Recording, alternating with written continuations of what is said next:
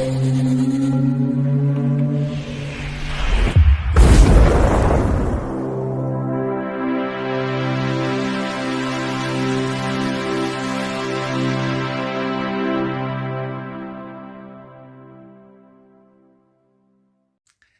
Bayek, it's me, Ian, and in today's video, well, I'm looking at this. This is Die Screaming, Marianne. This is from 1971. It's from the notorious director Pete Walker. I say notorious, it's because I think there's a bit of sort of mystique kind of surrounding his films, as they're seen as this kind of exploitation films, thriller, horror, sort of on this period in time. Now, interestingly enough, Rotten Tomatoes give this one 11%. I think that just shows you what the critics kind of thought.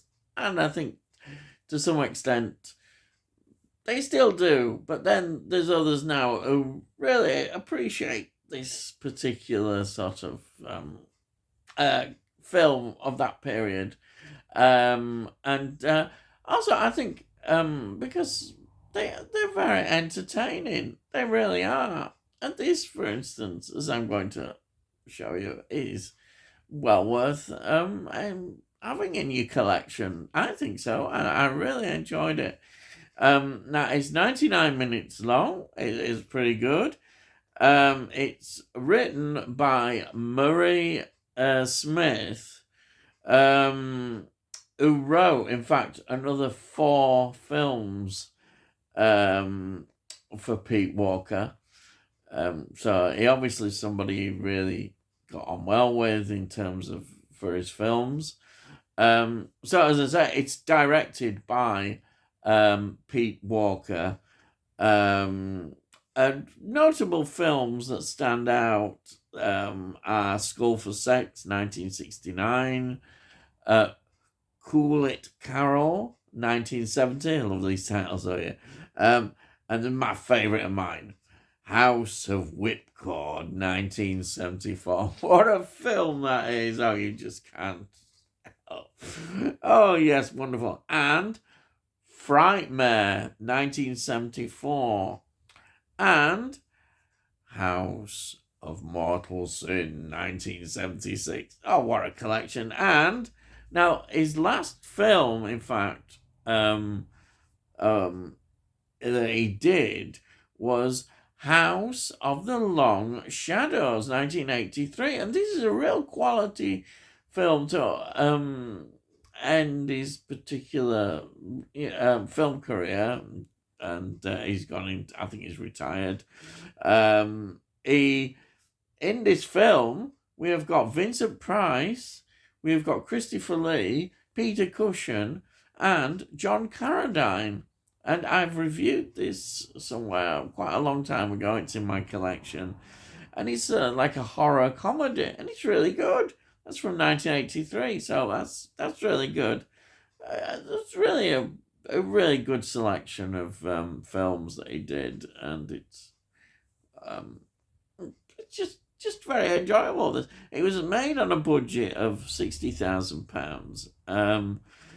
Now, the locations we've got in London, but we've also got in Portugal. And that really adds so much to it, the Portuguese aspect of the film.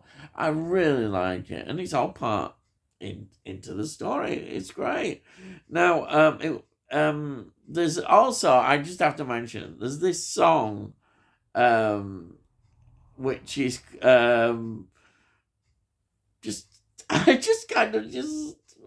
I thought it was great. It's called Marianne, and it's written by Al Shaper and Cyril Onandel, and it's sung by Kath Green, who is really an actress But this song, I really enjoyed it. I don't know why. It's of the period again, as I'm going to keep saying, because the music that we get is very much of the period. Um, but before I go more into that, let's look at the cast. And the cast just, well, it's got Susan George in it. Susan George, this period in time, she was really getting noticed a lot. Um, well, Susan George, she plays Marianne. Um, just look at some of the films that she was in. She was in, I didn't know this, and I should have done. She was in The Sorcerers, 1967, which was Michael Reeves' second film, and it has Boris Karloff in. She was in that. She was in Up the Junction as well. Very much kitchen sink British film drama, 1968. Another one that I like with James Mason. Oh, wonderful James Mason. Spring and Port Wine, 1970. She was in that. She was in Fright. I've reviewed Fright. I've got Fright in my collection. That's a great film. There's Judy Geeson also in that one. It's from 1971. Straw Dogs, of course, is the one. That's also from 1971. What a film. I think that is just an amazing film. Absolutely love Straw Dogs. It's quite controversial at the time, but it's such a great film. Then there was certain Hollywood films like Dirty Mary, Crazy Larry that she did in 1974. Mandingo, of course, 1975. And then she did Venom, 1981. And The Jigsaw Man, 1983, which is a Cold War espionage film which has Michael Caine in it as well. She was in that. Absolutely. Wow. I just love Susan George. Great actress. Then we've got Barry Evans, who plays Ellie. Now, Barry Evans. Oh, yes. Recognizable face. For that period of time, he was in Adventures of a Taxi Driver. They were like the rivals to the Confession films, the sex comedy films, 1971. Also, Under the Doctor, 1976. You get the drift, don't you? But he was really well known in terms of the Doctor in the House, Doctor at Large TV series, which ran between, I think, 1969 1971, big in television, and then Mind Your Language, 1977 to 79. He was a big face, a very popular show, which wouldn't get made at all today. Anyhow, then we've got Chris Sanford, who was another of these younger uprising stars at the time, who plays Sebastian. He was in Half a Sixpence, 1967. Cool It Carol, 1970, which, of course, was a Pete Walker film. Up the Chastity Belt, 1971. Oh, yes. That is Frankie Howard. Wonderful. And he was in Vampira, 1974. David Niven. Yes. It was in that film, the vampire one. Yeah, brilliant. Then we've got Judy Huxtable, who plays Hildegard.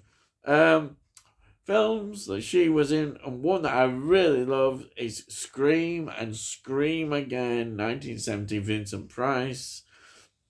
And guess what? She was in Up the Chastity Belt, 1971, Frankie Howard film. Yes. Then we have got Leo Genn, the judge. Now, his career goes right back. He was in Henry V, 1944. He was in The Wooden Horse, 1950. What a film that is.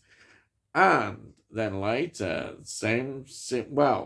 very similar period, He was in The Bloody Judge from 1970, starring Christopher Lee.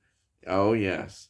And he was in Frightmare, the Pete Walker film that we mentioned earlier. Yes. Very experienced actor, really. A lot there. Yes. So, now, as I said, this is very much a thriller. And I'll give you, the story is that Marianne, she's a nightclub dancer. And she's basically on the run from her father, trying to keep away from him, because her father is known as the judge. Imagine having a father. Oh, you're the judge. Anyhow, a father, and he lives with a half-sister, Hildegard. What name that is, Hildegard. Anyhow, yes, in Portugal, as you do, you know. And it's in a villa. Well, where else would it be? And when Marianne is 21, right, she will become,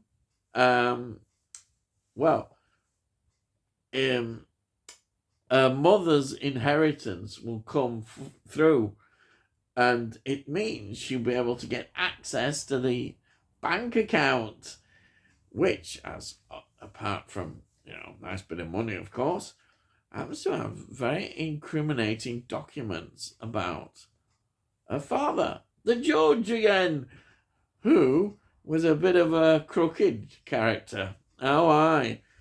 He was making a lot of money, and he was crooked, and that's why, of course, he lost his job, as you might do. But there's going to be more just loads about him, which is incredible. Yes, so we've got all that going on.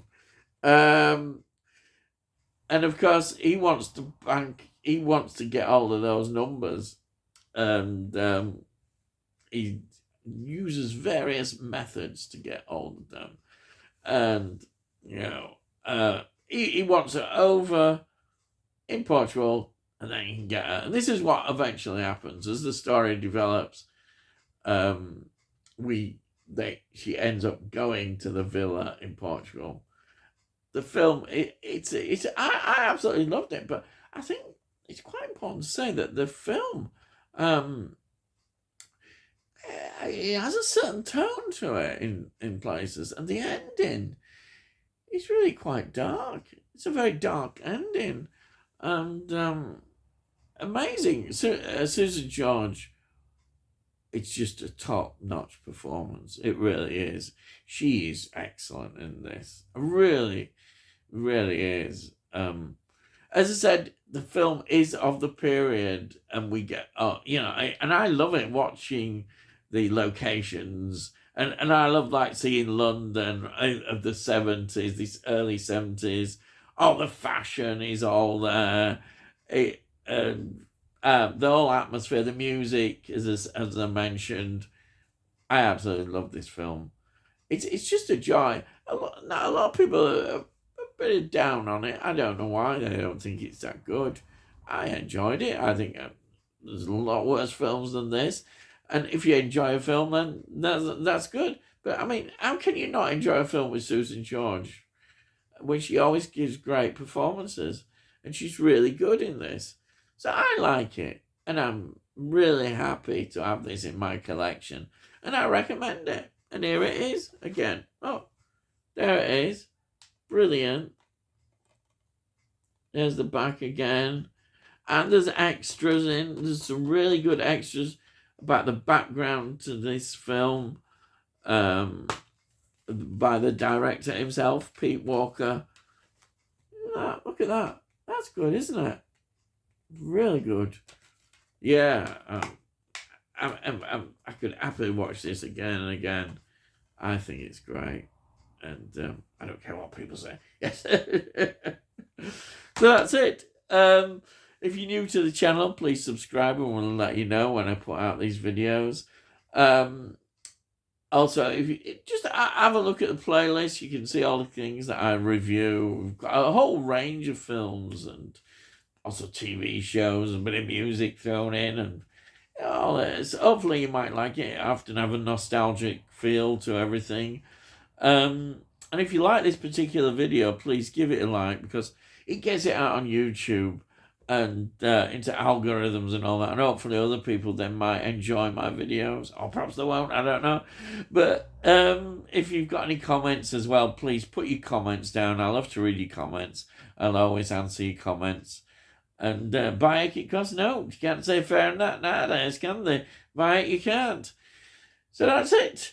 So all I've got to say is, I'll see thee again.